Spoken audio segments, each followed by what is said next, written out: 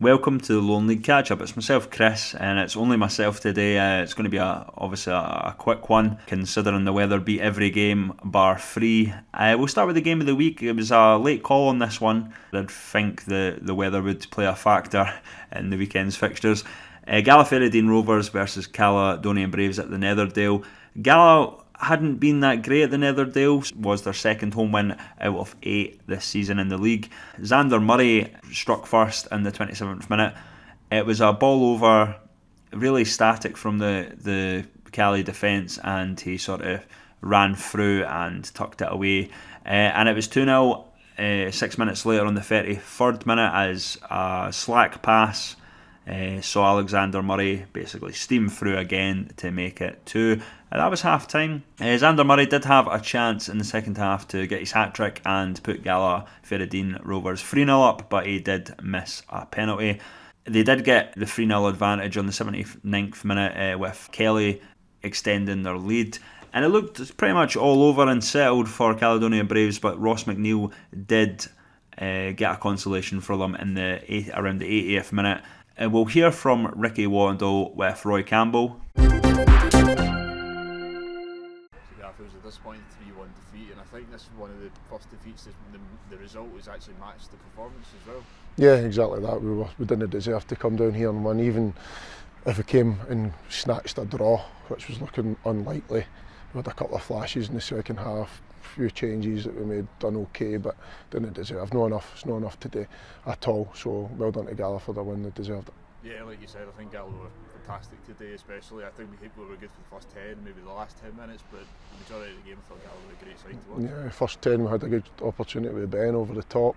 We looked to be playing, both teams actually energetic, both trying to pass the ball, getting in behind them, defending well, even in that first 10 minutes, spell Dom stepping into things, and then we slowly lost momentum. We slowly stopped doing those things correctly, started to give the ball away cheap, started hesitating defensively, and it cost us. But I can't complain the result. I can complain about that level of performance, because we didn't deserve anything from it.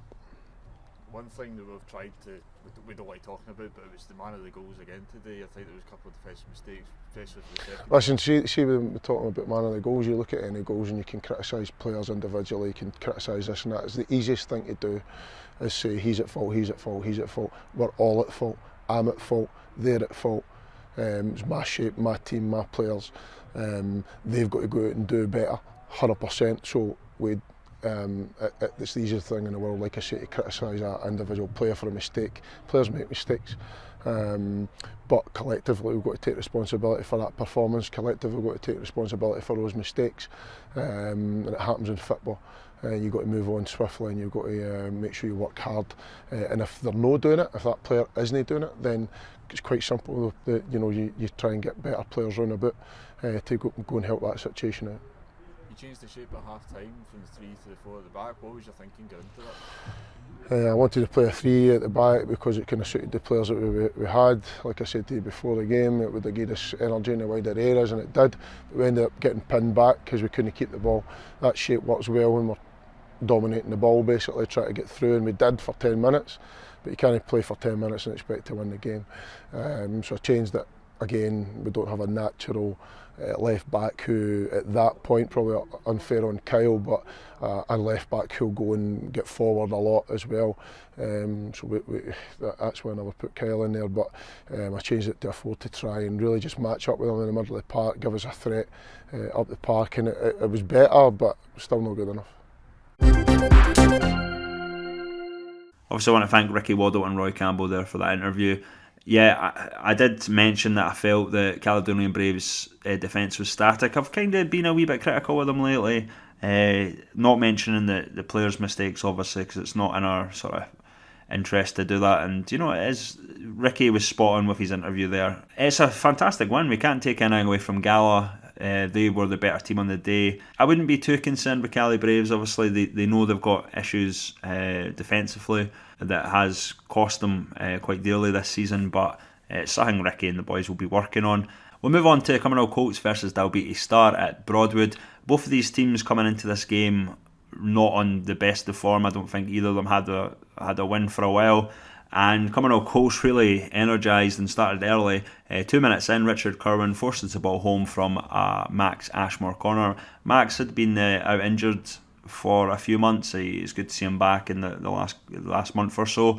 12 minutes, they extended their lead. Another goal from a corner. Scott Davidson puts the ball in the net from a Stephen O'Neill delivery. And 27 minutes, Ross Kavanagh picks up the scraps from Marty Wright, challenging the keeper from a Stephen O'Neill cross into the box. It was 3-0 for Cumbernauld. Really, I think the second half was a bit laboured. Dalbeattie really worked hard for Colts to not score any more, and they might have had chances to get a goal themselves. But on the 89th minute, Dean Brotherston was sent off for Star, so they did end the game with 10 men. But really, it was the goals in the first half that secured the win. A much needed win for Cumbernauld Colts. Dalbeattie Star in a wee bit of danger of dropping into that relegation fight now, I think, but Cumbernauld Colts will obviously be happy to get a win at home and press on now. Moving on to our final game, East Stirlingshire versus University of Stirling at Falkirk Stadium. Again, it was a bit different, probably the opposite from the Colts game. A lot of the action took place in the second half. The first half, it was a good performance from Stirling Uni. East Stirlingshire had the better of the chances, but Uni did finish the half strongly. There was an injury on the 60th minute to Robbie McGill. I did wish him all the best. I believe it was a shoulder dislocation, but he was probably at the best team to deal with that, since Shona Tate, the Shire physio, has had 4 this season, I think she's corrected. So yeah, hopefully Robbie McGill is okay and will be back to action soon. And it wasn't long after that Stirling Uni actually took the lead. 63rd minute.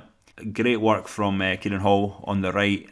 Kind of laid it off, and Callum Downey fires home a cracker to give Uni the lead. East Stirlingshire did get back into it. It was a shot. It was deflected by Rhys Peggy, hit it, and it kind of deflected pretty much over everyone a few minutes later in the 66th minute. So it was 1-1. 82nd minute, it was a goal. Both teams, admittedly, I think it looked offside. I think it was Kieran Hall that was the sort of guilty party. Chris Geddes speaks about it, but I think it was the whole, was he interfering with the play and all that sort of stuff. But Shire were a wee bit static. Craig Brown ran through and sort of took it past Jamie Barclay for the winner. There was a couple of comments on Twitter I just noticed. Shire kind of accused Stirling Uni of time wasting and stuff, playing for the point, and obviously that came back to bite them a wee bit. Just before we sort of go into it, we do have an interview with Lewis Fraser with Chris Geddes. So Chris, 3 points on the road away to East Stirlingshire, you must be delighted. Delighted. I thought we were excellent for the 90 minutes, 90 plus, and we more than deserved. I think we more than matched them. East Stirling had times where they had a lot of pressure, but our goalie didn't have a lot of saves, and I think Jamie and the East Stirling goal had more saves than our goalie, and we defended excellently, and we scored a couple of good goals, so I really delighted with that. And first goal, Callum Downey, it was a great shot, wasn't it? Oh yeah, ridiculous. No one knows why he was up there. Good ball from Liam. Great round the back of the defenders. Kieran's pulled it back, and Callum from left backs found himself in the penalty spot, and he's bent it with his right foot. He's left footed, remember. Excellent goal, really well done, deserved for him, because he missed one on Wednesday where he thought he should have scored, so the boys were giving him a bit of stick. So excellent finish. And then second goal, I think some in the crowd maybe thought it was offside, but it counted. Well, obviously East Stirling had scored from a corner for themselves, and then we managed to get ourselves back in front. It was a ball through from Matty, and to be fair, Kieran was in the area, but he never went to the ball. So for me, going by the rules, he wasn't offside. And obviously, the problem with the rule is their defender's spooked by Kieran being there, and he's tried to play a back pass, and Craig's, who's ran from midfields, went round the goalie and tapped it in. So this is where the laws, where people get confused with them. But for me, it wasn't offside. But obviously, he's still on our footage, so we'll soon see. But just on my initial thoughts, it wasn't. But delighted to go 2-1 up. Yeah, and then obviously going 2-1 up, important to manage the game. The boys did that well. Yeah, definitely. East Stirling are a quality team. They've got some really, really good players, and we've seen it out really well. And like I say, I thought we deserved it, and it's great. Pushes us up the table again, and another good win on the road. So a really good performance from the boys. Obviously, I want to thank Lewis Fraser and Chris Geddes there. We will hear from Shire manager Del Ure as well. quite a hard result to take after the battling performance last week. Where do you think it went wrong? I think that you were spot on with what you kind of said. We pre-warned the boys before the game that we go out there and we didn't apply ourselves the same as what we done last week, and we'll come up short. Stirling Uni proved in the last couple of years that you give them an inch, they will take it and they will go at us. Where we let ourselves down the day is I don't think we applied ourselves the same as what we done last week. We had first half, we had a lot of the ball, but we fell into the habit again of no being instinctive enough to get the ball forward. And when we say get the ball forward, we're not asking people to lump the ball forward. We're asking us to play with a purpose. And we can ask them to do it. They've got to then take that on board.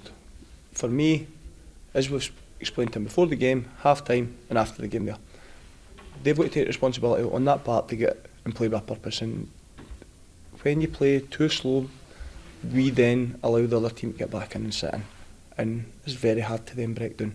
But we're at our best when we try and get the ball and play with a tempo. But I felt that we fell short in playing at that tempo today. And we got the result that we got, and it's not acceptable, really, isn't it? There seems to always be a sort of hangover effect, regardless of what decade you go to, when the Shire play a big astounding game one week, they seem to not get a result the following week. Was that always in your mind?